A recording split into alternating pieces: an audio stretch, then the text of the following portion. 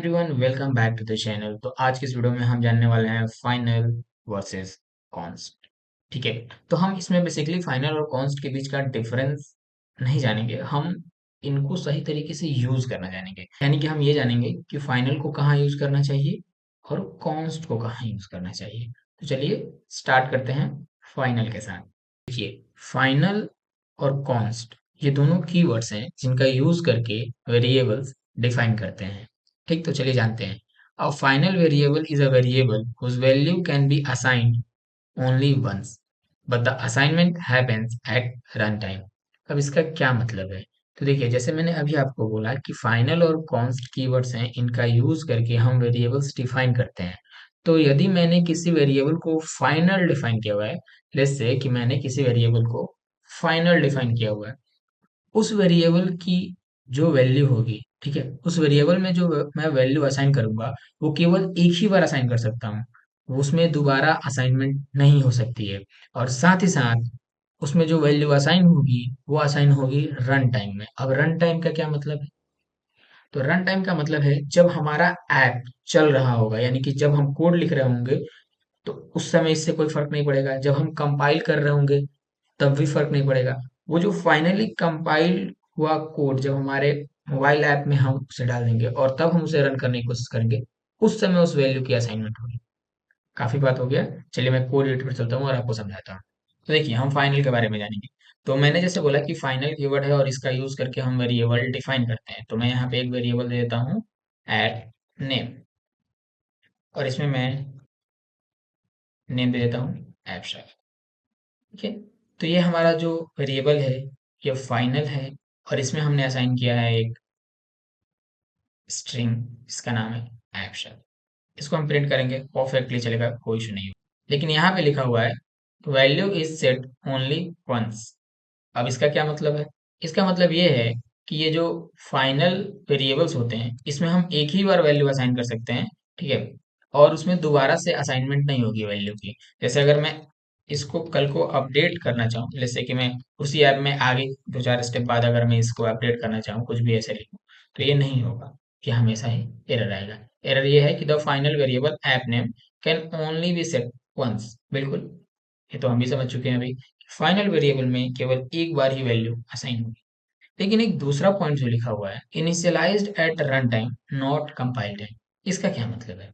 इसका बेसिक सा मतलब ये है कि जो फाइनल वेरिएबल्स होते हैं इनकी जो वैल्यू असाइन होती है वो रन टाइम पे असाइन होती है, कंपाइल टाइम पे नहीं।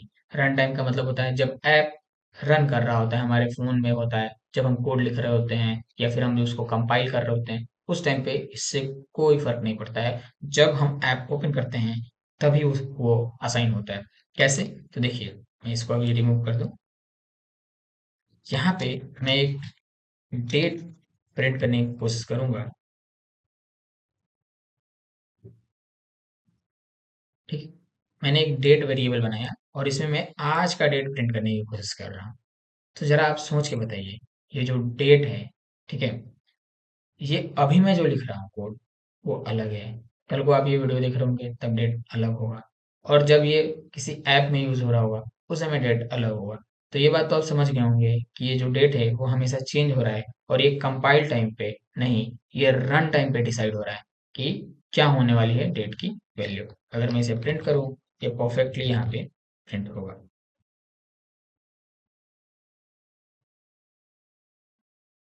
तो देखिए, ये तो बात रही फाइनल की। अब हम जानते हैं कॉन्स्ट के बारे में। तो देखिए, a const variable is compile time constant, which means its value must be known before the program run। ठीक। और साथ ही साथ इसमें ये भी लिखा हुआ है a value must be compile time constant, cannot contain dynamic values। अब यहाँ पे देखिए, मैं एक const यूज करता हूँ और नेम देकर यहाँ पे कोई भी नेम लिख सकता हूँ, जैसे कि मैंने लिख दिया राम। अब ये कांस्टेंट है, ऑब्वियसली हमें ये कंपाइल टाइम पे पता भी है कि इस वेरिएबल में क्या वैल्यू असाइन हुई है। लेकिन साथ ही साथ इसमें एक चीज और है, ये जो नेम है हम इसको भी रीअसाइन नहीं कर सकते हैं। ये भी हमें एरर दे रहा है। Constant variables can't be assigned a value. Obviously constant का मतलब ही होता है कि ये कांस्टेंट है, ये चेंज नहीं होगा। फॉर एग्जांपल, अगर मैथ में जो पाई की वैल्यू होती है 3.14, ये वैल्यू कांस्टेंट है, ये अपडेट नहीं होगी, ये चेंज नहीं होगी। तो कांस्टेंट वेरिएबल्स ऐसे ही होते हैं कि एक बार आपने जो वैल्यू असाइन कर दी वो हमेशा वही रहेगा, वो अपडेट नहीं होगा। साथ ही साथ ये हमें कंपाइल टाइम पे पता होना चाहिए, ये डायनेमिक नहीं होना चाहिए, यानी कि ये रन टाइम पे असाइन होने वाली वैल्यूज नहीं होनी चाहिए। अब देखिए, मैंने यहाँ पे डेट यूज किया है। आइए मैं कॉन्स्ट यूज करके और डेट असाइन करने की कोशिश करूँ, ठीक है। कॉन्स्ट डेट टू दे देता हूँ और मैं उसमें date time dot now use कर। देखिए यहाँ पे एरर आ रहा है। एरर ये है कि ये जो डेट टाइम डॉट नाउ है ना, ये डायनेमिक है, ये कांस्टेंट हो ही नहीं सकता, इसलिए ये इसमें असाइन नहीं होगा। ये एरर आप बहुत ही परफेक्टली समझ सकते हैं फाइनल और कॉन्स्ट के बीच का डिफरेंस। अब एक दो पॉइंट्स और मैं आपको इसके बारे में बताना चाहता हूँ। जैसे फाइनल का यूज हम कर सकते हैं जहाँ पे हमें डायनेमिक वैल्यू की जरूरत हो। जैसे अगर हम कोई एपीआई कॉल कर रहे हो, अब एपीआई अगर आपको नहीं पता है तो आप बेसिक समझिए कि एक यूआरएल होता है जिसका यूज करते हैं हम अपने से डेटा लाने के लिए अपने मोबाइल ऐप में। ठीक, ये बेसिक से समझिए अभी के लिए, हम बाद में इसको समझेंगे। तो अगर हम एपीआई से कोई डेटा ला रहे होते हैं तो वो फाइनल ही यूज करेंगे हम। वो इसलिए क्योंकि वो डेटा जो होगा वो हमें रन टाइम पे पता चलेगा, वो कंपाइल टाइम पे बिल्कुल पता नहीं चलेगा, क्योंकि रन टाइम पे जब हम एपीआई कॉल करेंगे तब हमें वो वैल्यू मिलेगी। लेकिन कॉन्स्ट की फिर ज़रूरत क्या है? क्योंकि हम फाइनल का यूज़ कर सकते हैं कांस्टेंट वैल्यूज़ के लिए भी और डायनामिक वैल्यूज़ के लिए भी। जैसे कि मैंने यहाँ पे टाइप्स वाला यूज़ किया था नेम के लिए, तो ये इसके लिए भी परफेक्टली चल रहा है। ठीक है, ये कांस्टेंट वैल्यू के लिए भी चल रहा है और साथ ही साथ मैं इसमें date time dot now use किया हूँ या फिर एपीआई से डेटा लाऊंगा तो वो भी चलेगा। तो फिर कॉन्स्ट की ज़रूरत क्यों है? तो देखिए, कॉन्स्ट की ज़रूरत इसलिए है कि कुछ वैल्यूज़ ऐसी होती हैं जो कभी चेंज नहीं होंगी। जैसे ऐप का नाम, हमें पता है कि वो कभी नहीं बदलने वाला है। साथ ही साथ उस टाइम की करंट वर्जन जो एप्लीकेशन की होगी वो भी नहीं चेंज होने वाली है। और भी बहुत सारी चीज़ें होती हैं जो ऐप में नहीं चेंज हो रही होती हैं।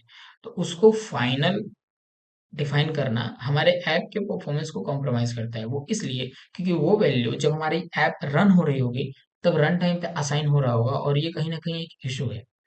पर अगर हम कॉन्स्ट यूज़ करेंगे तो वो कंपाइल टाइम पे ही हमारे एप्लीकेशन को पता होगा और ये परफॉर्मेंस एनहांस करेगा।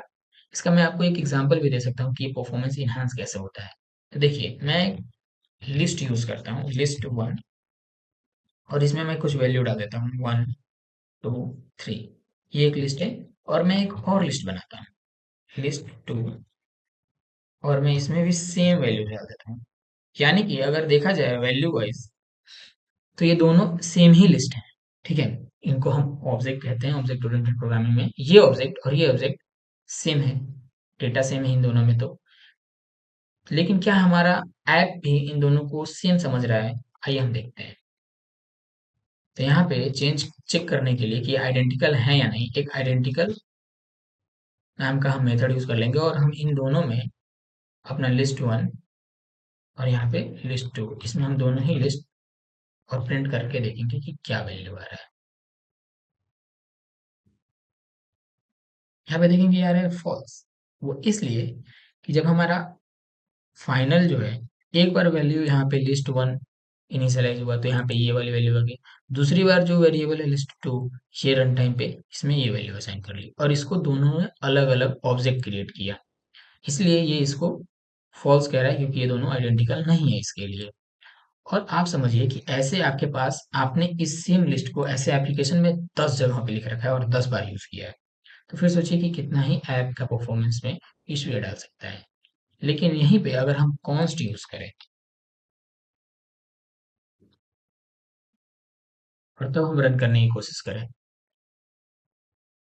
यहाँ पे देखिए अब ट्रू आ रहा है, यानी कि ये कंपाइल टाइम पे हमें पता था और ये कंपाइल टाइम पे ही इस लिस्ट में और इस लिस्ट में ये सेम ऑब्जेक्ट आया है, यानी कि ये ऑब्जेक्ट एक ही है, इसका इसने कॉपी नहीं बनाया है।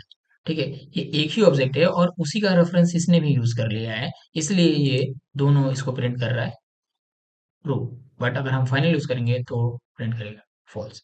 अब इससे क्या होगा कि हमारे एप्लीकेशन की जो विजिट ट्री होती है, ठीक है, फ्लटर में विजिट्स यूज कर रहे होते हैं हम लोग, तो फ्लटर में क्या होता है कि हमारी विजिट ट्री बार बार ऑब्जेक्ट नहीं क्रिएट कर रही होती है, इम्यूटेबल एक ऑब्जेक्ट क्रिएट करेगी और उसका रेफरेंस अगर कहीं और भी यूज हुआ होगा तो वो उसको यूज कर लेगी और इससे हमारी परफॉर्मेंस इंप्रूव होती है।